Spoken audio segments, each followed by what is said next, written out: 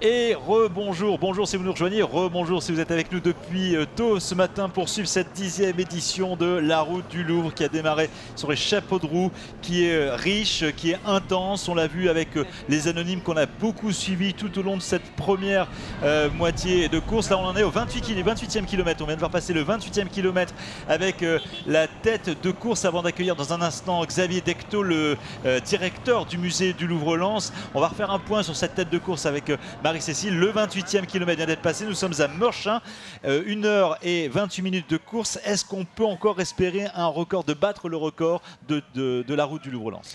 Tout à fait, on est toujours sur les bases du record, donc tout est encore possible à ce moment de la course. Ils vont bientôt perdre leur meneur d'allure, puisque Cosget Martin doit les abandonner au 30e, le fameux 30e kilomètre. C'est le mur, le fameux mur aussi, le 30, on en reparlera aussi tout à l'heure. Voilà, on pourra en reparler tout à l'heure. Je tiens à préciser que le meneur d'allure, donc Cosget Martin, a quand même un record à 2h09, 50 secondes. Donc c'est quand même lui qui a le meilleur chrono sur la course, mais il ne vient pas aujourd'hui pour terminer la course, mais simplement pour emmener le peloton et ses camarades au bout de cette 10e édition de la route du Louvre. Il a toutes les qualités requises pour emmener le peloton et éventuellement emmener le vainqueur vers un record. On retrouve Marie, Candice. Marie, où êtes-vous? Au milieu, au cœur de la foule, au cœur du peloton, au cœur des anonymes. Quel est le profil de l'athlète auquel vous vous intéressez immédiatement? Ah, vous êtes sur la tête de course. Quel luxe! Tout à fait. Et oui, tout à fait. Pour que l'hélicoptère puisse capter notre signal, nous avons rejoint la tête de course. La tête de course qui s'est divisée en 2 groupes. 6 devant, 2 juste à côté de moi, vous les voyez. Je peux vous dire que c'est vraiment impressionnant. Le contraste entre le peloton à l'arrière et cette tête de course. Ils ont le visage figé, ils ne nous regardent pas. À l'arrière, on nous demandait de monter sur notre moto. Évidemment, là, ils ne nous adressent pas un mot. Et leur foulée, la facilité de leur foulée, c'est vraiment très, très impressionnant. Alors là, ce sont les pros, effectivement, Marie. C'est pas l'esprit festif de tout à l'heure. Là, il y a une envie de performance, il y a une envie de victoire, même s'il y a aussi une envie de performance chez nos anonymes et chez nos athlètes amateurs. Mais là, effectivement, on a affaire à des mercenaires. Je dis ça vraiment sans aucun effet péjoratif.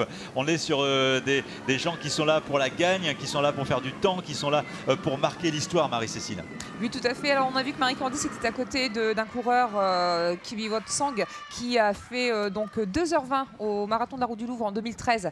Et donc là, en consultant un peu les allures approximatives que je peux avoir par rapport aux images grâce à l'hélicoptère, il pourrait battre son propre record aujourd'hui par rapport aux conditions favorables que nous avons sur cette 10e édition de la route du Louvre, en sachant que ces athlètes courent quand même encore à une allure de 18 km/h. 18 km/h, je crois que même en sprint, beaucoup d'entre nous sont incapables d'atteindre cette vitesse. Nous sommes toujours à Meurchin. Alors sachez qu'à Meurchin, parmi les notables de la ville et dans l'histoire de la ville, eh bien, on compte de nombreux Robespierre, des Robespierre issus évidemment de la même famille qu'un certain Maximilien, le fameux révolutionnaire controversé, avocat arageois. Alors on ne sait pas encore s'il reste aujourd'hui des Robespierre à Meurchin, mais s'il y en a, qu'ils se fassent connaître. Voilà une transition subtile pour nous amener vers la culture, vers le Louvre-Lens, vers notre invité Xavier Decto. Merci mille fois d'être avec nous, fidèle au poste, comme Marie-Cécile depuis 3 ans. Xavier Decto nous rejoint pour nous parler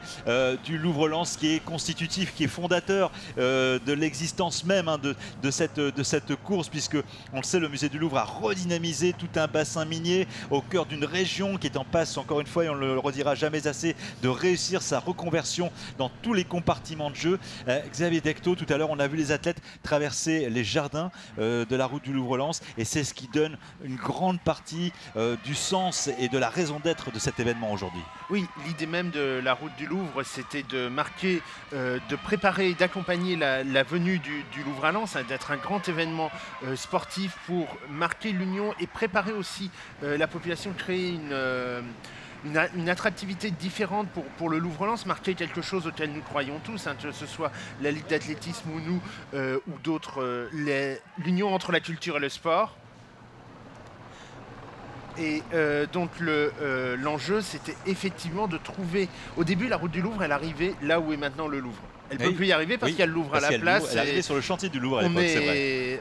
On en est heureux et désolé à la fois. Donc on a essayé, hein. C'est très compliqué de faire arriver la route du Louvre. Est-ce qu'on y arrivera un jour? Est-ce qu'on peut l'imaginer ou est-ce qu'on a définitivement enterré l'idée parce que ce serait vraiment trop compliqué? Je crois que la route du Louvre est devenue trop grosse pour arriver au Louvre-Lens. Vous avez vu l'espace dont on dispose ici à la base du 11-19. C'est beaucoup plus que ce que l'on peut mettre à disposition dans les jardins du Louvre-Lens. C'est d'une façon beaucoup plus facile. En revanche, effectivement, un des grands enjeux est que ce lien continue à exister physiquement, et c'est pour ça qu'avec la Ligue d'athlétisme, et d'ailleurs c'est la Ligue d'athlétisme, je crois que c'est Philippe Lamblin qui l'a proposé en premier, on a eu cette idée de faire traverser les jardins du Louvre à la route du Louvre, aux 10 km, aux randonnées, parce que là encore, c'est des complications qui relèvent du marathon, qui doit faire 42 km 250. On dira pourquoi, 195 précisément, et je vous dirai pourquoi, je rappellerai pourquoi tout à l'heure, effectivement. Et donc c'est compliqué de refaire un tracé qui passe dans les jardins du Louvre, mais en revanche pour le 10 km, pour les randonnées, je pense que maintenant c'est quelque chose qui est durablement établi, ce passage. Alors on va revenir, on vous reste avec nous, Xavier Decto, évidemment, parce qu'on a encore beaucoup de choses à se dire. On a vu tout à l'heure, pendant que vous parliez des images de cette fameuse galerie du temps qui est absolument magnifique, qui est vraiment un ravissement et puis une surprise monstrueuse quand on arrive et quand on découvre pour la première fois le musée du Louvre. Moi je vous propose, c'est de redécouvrir l'une des dernières expositions temporaires, le bestiaire égyptien, après les Étrusques, après Rubens, après la Renaissance ou encore les désastres de la guerre. Eh bien le musée a abordé le thème du règne animal dans l'Égypte ancienne. À l'époque on en avait fait un reportage, il est signé Christophe Lépine, Jean-Pascal Crinon, et je vous propose de le revoir ensemble. Les animaux et l'Égypte, c'est plus qu'une histoire d'amour. Dans toute l'histoire de cette civilisation, chats, faucons, lions ou ibis ont joué un rôle de premier plan. Les animaux accompagnent la vie quotidienne des Égyptiens par la chasse, la contemplation, puis ils utilisent les animaux pour le travail ou pour leur compagnie. Mais plus encore, l'animal prend peu à peu du sens. Il évoque des concepts positifs ou négatifs jusqu'à ce qu'il représente les dieux ou même se mêle au corps de l'être humain. Quoi de plus difficile que d'expliquer ce qui par nature est invisible, caché, difficilement accessible, comme la divinité au peuple des fidèles et des croyants. Eh bien, les Égyptiens avaient trouvé cette formule finalement très pratique de la comparaison en fait de certaines divinités avec certains animaux du fait de leur comportement, donc de certains traits caractéristiques de certaines espèces qui permettaient d'expliquer par comparaison la nature de certains dieux. L'exposition des animaux et des pharaons présente ainsi toutes ces évolutions au travers de pièces exceptionnelles montrant toute la variété de la création artistique égyptienne autour de cette thématique du bestiaire. Sculptures, exemples de mobilier, des plus petits aux plus imposants, comme ces babouins en granit rose d'Assouan, impressionnants avec leurs 5,7 tonnes transportées de Paris à Lens. Ils furent offerts à la France avec l'obélisque de Luxor pour les remercier de la traduction des hiéroglyphes par Champollion. L'obélisque de Luxor a été installé place de la Concorde à Paris. Les babouins devaient l'être également, mais leur nudité, qui est pourtant bien modeste, comme vous le voyez, a choqué un peu la population parisienne qui a pensé qu'il valait mieux les reléguer au musée. Et donc c'est ce chef-d'œuvre véritablement de la sculpture animalière égyptienne et depuis lors au musée du Louvre, et c'est la première fois qu'il sort pour une exposition.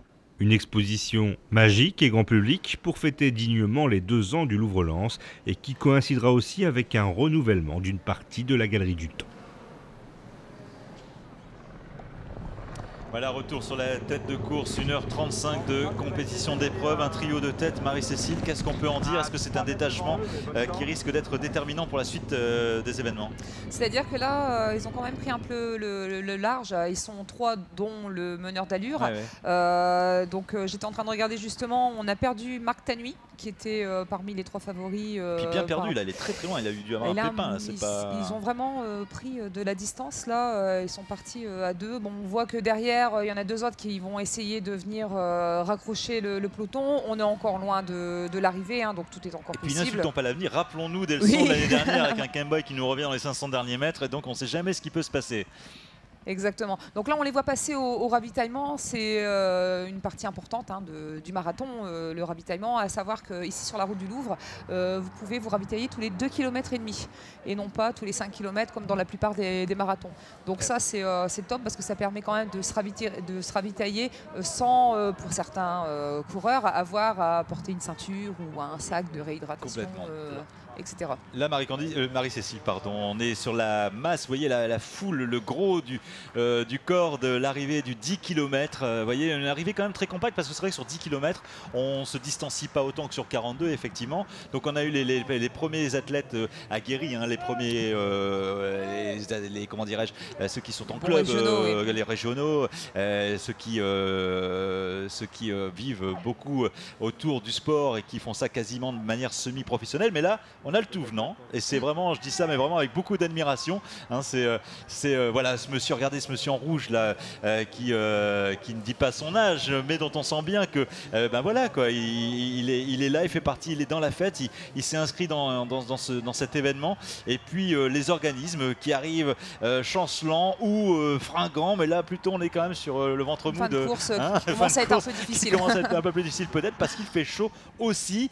On y revient dans un instant et on retourne avec notre invité Xavier Decto, directeur du musée du Louvre-Lens. On vient de voir ce reportage là sur le bestiaire qui est une des dernières expositions qui a cartonné parce que chaque année il y a de plus en plus de visiteurs. Les gens se sont appropriés le musée sur place, mais aussi beaucoup d'étrangers. D'ailleurs les étrangers restent majoritaires, hein, je crois, dans la proportion des visiteurs. Ah non, les étrangers ne sont pas majoritaires. On a un visiteur sur 4 à peu près qui vient de l'étranger. Ouais. Alors, ça dépend ce que vous appelez les étrangers. Si vous considérez étrangers à la région, oui. Là, étrangers à la région, exactement. Étrangers ça au sens hors de nos frontières. Oui, alors, c'est vrai que effectivement. le mot était approprié, le terme était impropre, mais beaucoup effectivement de gens extérieurs à la région et a fortiori extérieurs à la France. Voilà, hors de nos on frontières. a un peu plus de la moitié des visiteurs effectivement qui viennent de l'extérieur de la région. Ouais. Un visiteur sur 4 qui vient hors des frontières, notamment beaucoup de Belges. Hein, et encore cette semaine, nous avons accueilli un peu au débeauté la princesse Éléonore de Belgique qui est venue visiter.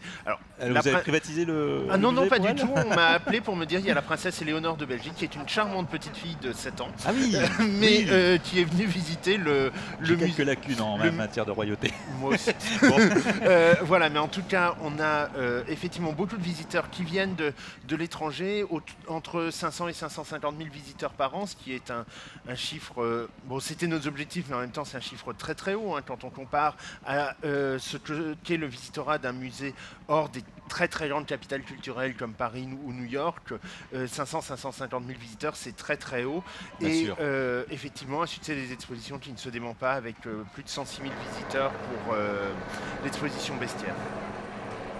Et Xavier Decto, un scoop peut-être, on va peut-être terminer là-dessus, mais vous êtes en train de préparer la prochaine exposition temporaire. De quoi allez-vous nous parler? Quelle histoire allez-vous nous raconter? Alors la prochaine exposition temporaire qui ouvre dans un peu plus d'une semaine, hein, le mercredi après la Pentecôte, s'appelle D'or et d'ivoire. Elle parle des relations artistiques entre la France et la Toscane à la fin du XIIIe siècle, au début du XIVe siècle. C'est-à-dire juste avant la Renaissance. Vous savez qu'à la Renaissance, toute l'Europe va regarder vers l'Italie. Et là, une des choses qui nous intéressait, c'était de montrer qu'avant la Renaissance, eh bien l'Italie, en tout cas la Toscane, qui est le cœur de cette Renaissance, regarde vers Paris. Et que c'est des grands monuments parisiens, Notre-Dame de Paris, la Sainte-Chapelle, qu'ils vont tirer une partie de leur pratique artistique. Et c'est là que va naître aussi la Renaissance. Eh bien, merci mille fois Xavier Decto d'avoir été avec nous pour faire vivre encore tout ce que représente et nous raconter tout ce que représente le musée du Louvre-Lens dans notre région, dans notre bassin minier. Merci d'avoir été fidèle à notre rendez-vous et rendez-vous à l'année prochaine. Mais on se reverra parce qu'il y a des anniversaires à fêter d'ici là et puis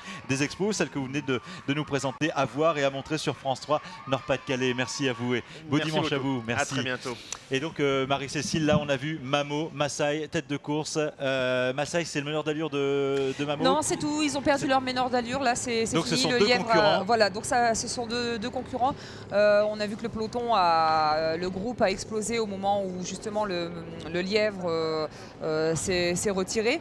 Donc là, on a un petit match entre l'Éthiopie et le Kenya, entre Mamo et Maasai, hein, qui ont pris les devants. Et on voit donc les poursuivants avec justement Marc Tanui que j'ai vu passer tout à l'heure au niveau des images. Mais bon, encore une fois, hein, on a 1h41 de course. L'arrivée, si on se rapproche de la meilleure performance, c'est 2h10. Donc on a encore du temps pour voir les choses changer et être un peu bouleversé par rapport à la tête de course. Et donc là, vous parlez de solidarité tout à Oui. l'heure.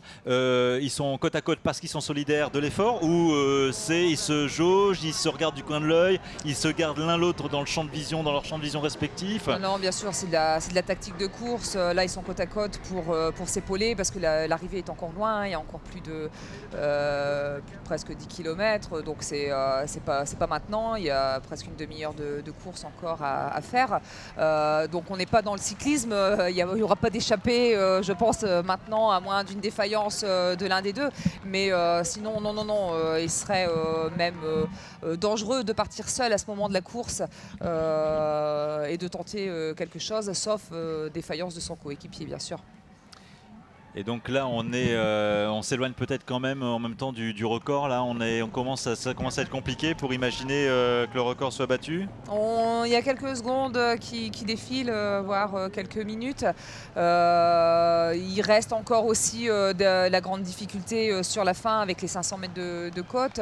On peut espérer qu'il y ait un petit regard d'énergie au moment du parcours où l'on aperçoit les deux Thierry jumeaux. Oui, bien sûr. On se dit, bon, bah, l'arrivée est proche. On peut espérer qu'à ce moment-là, il y ait une petite accélération. Rien n'est encore joué. Et puis, on croise les doigts pour tout au moins se rapprocher du record le plus possible. Merci Marie-Cécile. Alors avant de rejoindre notre invitée suivante, Cécile Bourdon, vice-présidente au conseil régional chargée de la santé, je propose une petite page météo parce que vous l'avez compris, hein, les dieux du ciel sont avec nous, avec les dieux du stade, main dans la main. Météo qu'on ne pouvait pas imaginer meilleure pour cette 10e édition de la Route du Louvre. On se retrouve juste après.